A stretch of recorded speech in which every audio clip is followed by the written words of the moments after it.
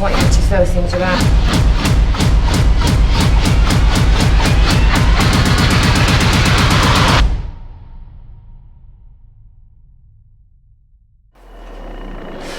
I need food to move back, please, while I release him out. Okay. Please. We move all the way back. He's trying to take over my body. Just move all the way. I said move back!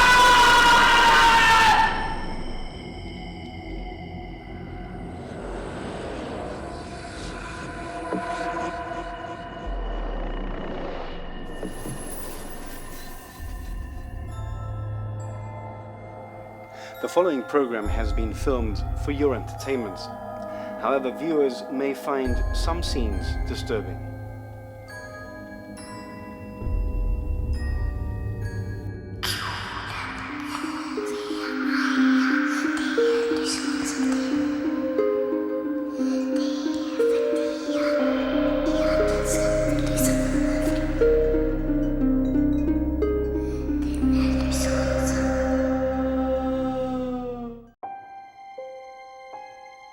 Few buildings in Gibraltar have as much history and knowledge contained in them as this one.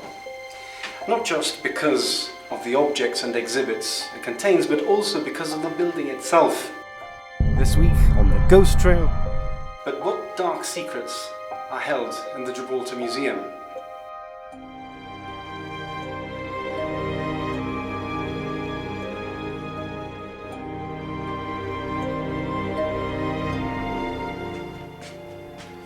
Hello, my name is Michael Scott, and I'm the skeptic. To be honest, I don't really know. I have no idea what to expect. I do think that I'm going to have a lot of fun. I do think I'll probably get scared at times, which I'm looking forward to actually.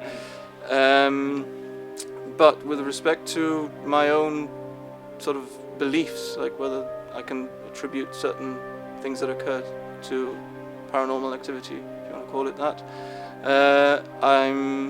I don't know what to expect. I'd probably, if I had to guess, I'd say that I'd imagine that I'd end up still being very skeptical towards it. Hi, my name's Kieran Possum. I'm a believer and a member of the Gibraltar Paranormal Society. It's a subject that I've always been aware of, not necessarily through any mediumship skills or anything, but more to do with it's always a topic that's been spoken about or I've heard of. But generally, I mean, I've always had positive experiences with it. You know, there's a big stigma when it comes to the paranormal and this sort of topic.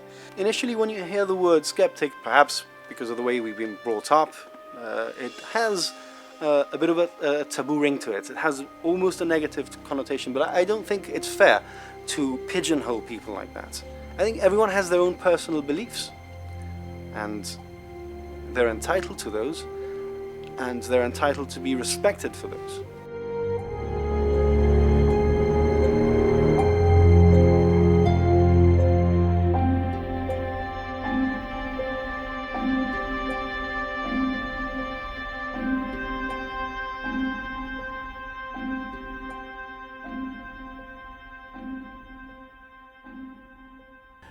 But close by, in the building where we are now, in the museum, there certainly were fatalities. There was one incident where the town major and 3 other officers were dining in this part of the building. It was close to the convent, and a shell hit, and there was a fire, and I believe the town major died from the hit. And a very chilling aspect of one of the early excavations we did here in the museum was in the back of the building. And we were excavating different levels. Suddenly we came to this very thin level, and it was black throughout, and we realized it was charcoal.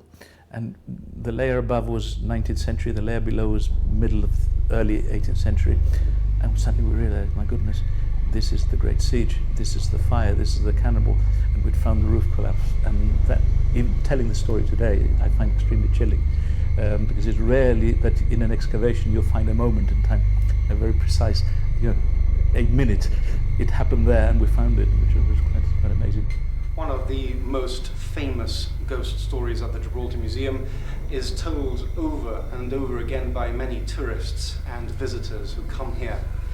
They say that they're given a museum tour by an elderly man, and when they describe this man to museum staff, he turns out to be a former museum director who died many years ago. It's not just tourists or visitors who report ghostly activity within the museum walls. Staff themselves were working late one night here at the museum when the alarm and the emergency lighting switched on. It was only after all the emergency procedures had been followed and the museum had been restored to normal, the staff realized the alarms weren't connected to the electric grid. Samantha Donbevand says she can speak to those who have left our mortal realm. However, she has never been to Gibraltar before, she doesn't know where we're taking her, and she hasn't done any prior research. Yeah, my first experience of Gibraltar, even though I've lived here on the coast 4 years, it's just not been my intent to come over. And as soon as I hit the rock, as it was, or hit the land, I could feel the energy was different. I knew there were a lot of what I call earthbound souls, and I think it's important for me to explain. When we talk about souls being earthbound, it's spirit. Some people call them ghosts, some people call them just the paranormal, but these are souls that have decided to stay on the earth for whatever reason they've chosen to do.